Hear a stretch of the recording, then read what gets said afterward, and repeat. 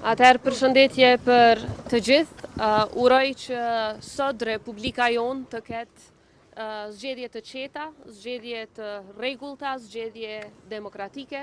Uroj po ashtu që të kemi zgjedhje me pjesëmarrje sa më masive të qytetarëve të Republikës sonë me të drejtë vote. Si gjithnjë, zgjedhjet janë një proces i rëndësishëm demokratik, ku vendimarrja kthehet tek qytetarët tanë dhe shpresoj natyrisht që rezultatet e këtyre zgjedhjeve të rezultojnë me krijem sa më të shpejt të parlamentit dhe zgjedhjet të qeverisë së Kosovës, të cilat janë të domosdoshme për procese të rëndësishme të brendshme dhe ndërkombëtare për Republikën tonë.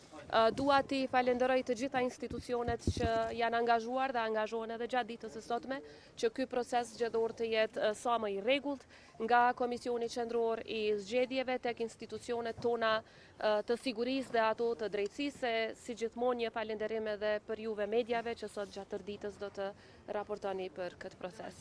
I uroj gjithë qytetarët e Kosovës dhe shpresoj që gjithçka të shkojë në rregull dhe qetë. Presidente, ka pasur ankesa në disa qendra që është ndalë energjia elektrike. Kjo është si shqetësim edhe i menaxherëve të qendrave. Si planifikohet nëse ndodh në vazhdimsi gjatë ditës një gjë e tillë dhe a përbën shqetësim për procesin zgjedhor? Është pyetje që duhet të ja drejtoni Komisionit Qendror të Zgjedhjeve, meqense aty janë edhe task forcat që merren me këto çështje. Nga informatat që na janë dërguar neve nga KQZ-ja në pjesën e parë të mëngjesit, të gjitha qendrat e votimit janë duke funksionuar në rregull dhe jam e bindur nëse ka pasur ndonjë parregullsi të vogël aty këtu që KQZ-ja në bashkëpunim me të gjitha institucionet e tjera do ta rregulloj sa më parë që të jetë e mundur. Ju faleminderit gjithëve. Keni një mesazh për klasën politike pas 10 muajsh ngërç, edhe po zgjedhjes gjuhës përbashkët, po kemi për një kompromis?